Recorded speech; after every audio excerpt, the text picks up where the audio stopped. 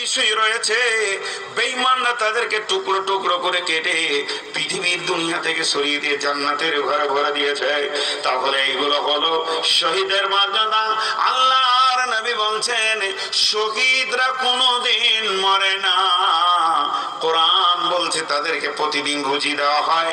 পৃথিবীর জীবিত মানুষ যেমন খায়, তারা শহীদরাও প্রতিদিন খায়। তাদের আল্লাহর সঙ্গে কথোপকথন হয়। শহীদরা বলে আল্লাহকে, মাবুদ, শহীদের যে এত মর্যাদা যদি আগে জানতাম, আমি মরার পরে জানলাম। আল্লাহ তুমি আমাদের, আমরা কিছুই চাই না, জান্নাতের সমস্ত নিয়ামত থেকে বেরিয়ে যেতে চাইবে একমাত্র শহীদ। তারা বলবে মাবুদ আমাদের জান আবার দেওয়া হোক, আমরা বারবার আপনার রাস্তায় শহীদ হব। শহীদের মর্যাদা কতটা!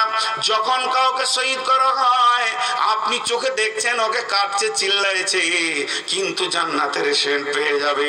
আর রক্তটা যখন মাটিতে চেয়ে পড়ে যাবে, সমস্ত জীবনের গুনাহ মাফ হয়ে যাবে।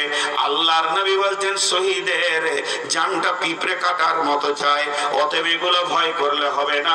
আপনার আমার বুঝে আসুক চাই না আসুক, বিশ্ব নবী যা বলেছেন তা সত্য। এক নম্বর হলো পিঁপড়ে কাটার মতো কষ্ট হয়।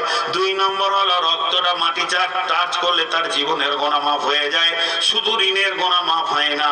তিন নম্বর হলো শহীদরা জীবিত আল্লাহর সঙ্গে কথা বলে, শহীদের আত্মাগুলো আপনার কিনে জান্নাতে পাখির মতো বাগানে তারা ঘুরে বেড়াবে। শহীদদেরকে আলাদা সম্মান দেওয়া হয়েছে। অতএব আল্লাহ তাবারাক ওয়া তাআলার নবী শেষ কথা বলেছে, কারো যদি শহীদের তামান্না না থাকে, যা তার মওত হবে মুনাফিকের মওত। আর কারো যদি শহীদের তামান্না থাকে আর বিছানায় মরলো, আল্লাহ শহীদের দরজা দান করবি।